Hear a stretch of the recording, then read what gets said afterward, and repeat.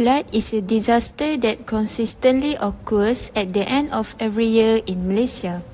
In 2022, Malaysia experienced continuous heavy rainfall along with the northern monsoon season. This situation led to widespread flood across almost all states in Malaysia. The total flood losses for Malaysia amounted to 622.4 million in 2022. A total of 14 states with 88 districts were affected by the floods during the same year.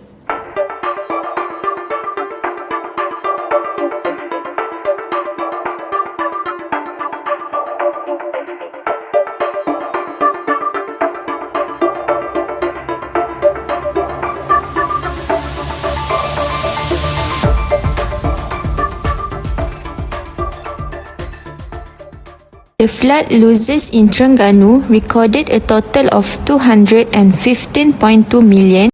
As for Kelantan, it reported flood losses of 153.1 million. Meanwhile, in Pahang, 144 million this year. In Kedah, there are 30.8 million flood losses in 2022. Selangor recorded 25.5 million flood losses. Negeri Sembilan recorded 21.0 million flood losses. The flood losses in Perak recorded a total of 14.9 million in 2022. In Sabah, 6.3 million was recorded as the flood losses. As for Johor, it is recorded 4.4 million in 2022. Next, Kuala Lumpur recorded 3.4 million flood losses in 2022. The flood losses in Sarawak in 2022 is 2.3 million. Malacca shows that flood losses in 2022 is 1.3 million. In Pulau Pinang, there are recorded 200,000 flood losses in 2022. Lastly, Perlis. It is recorded for 6,000 flood losses in 2022.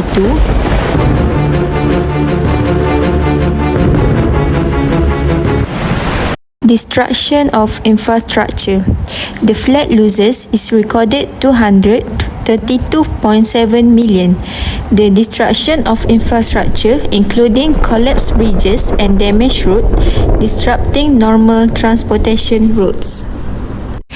The destruction of residents due to the flood resulted in losses amounting to 157.4 million. The flood had a profound effect on the community, causing widespread damage to homes and displacing residents from their dwellings. There is also destruction of business premises amounting to 50.3 million. It impact on the local economy, leading to job losses, disrupted operation, and a decline in overall economic activity in the affected area. The flood losses for the destruction of the manufacturing sector recorded 8.7 million.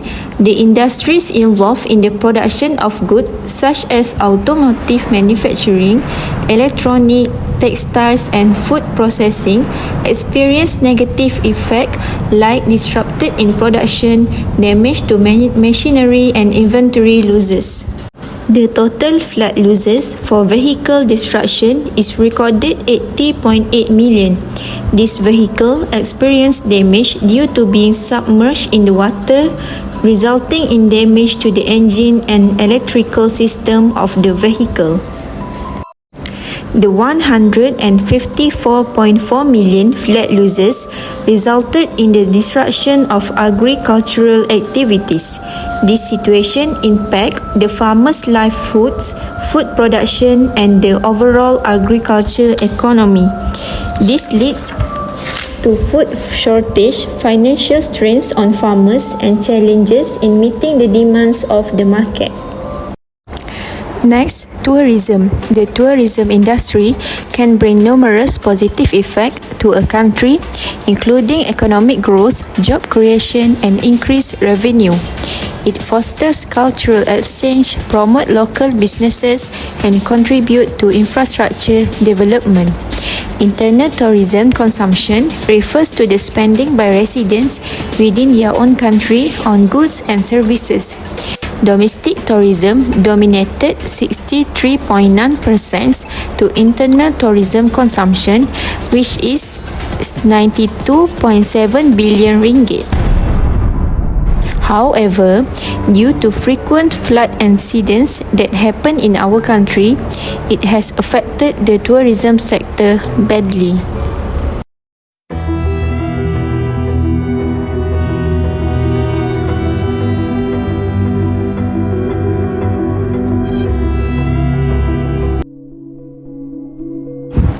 Internal tourism consumption encompasses inbound tourism expenditure and domestic tourism expenditure. Inbound tourism expenditure recorded 33.4 billion, which divided to shopping 33.8%, passenger transport 21.4%, and food beverages 60.8%. For the domestic tourism expenditure, it recorded 59.2 billion, which are shopping beside food and beverages. The government allocates a budget to address flood issues. Several projects are being implemented to prevent severe flood conditions.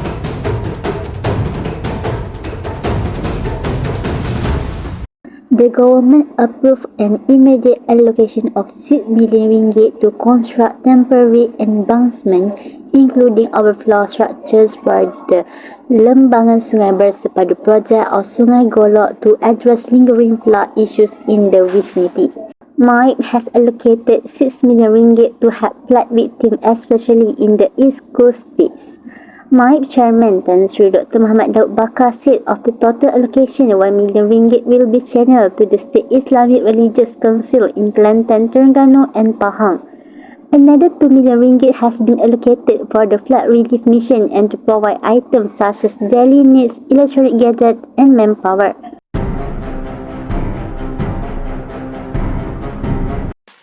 Sabu Dams Project. The construction of 2 Sabu dams to control the movement of large-sized wood and rocks during rapid water flow at the foothill of Gunung Jerai. The Minister of Environment and Water stated that the construction of 2 Sabu dams involved a cost of 22.8 million ringgit. The Sabu Dam is the first dam built in Malaysia with a complete dam construction structure. The government allocates over 2 billion ringgit to build dual-purpose reservoir.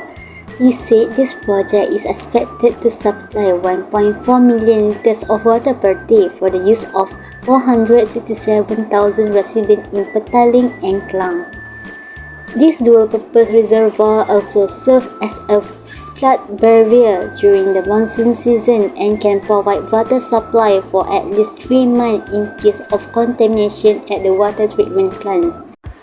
A more advanced, highly accurate and swift weather forecasting system should be developed to provide early warning about potential disaster, especially floods.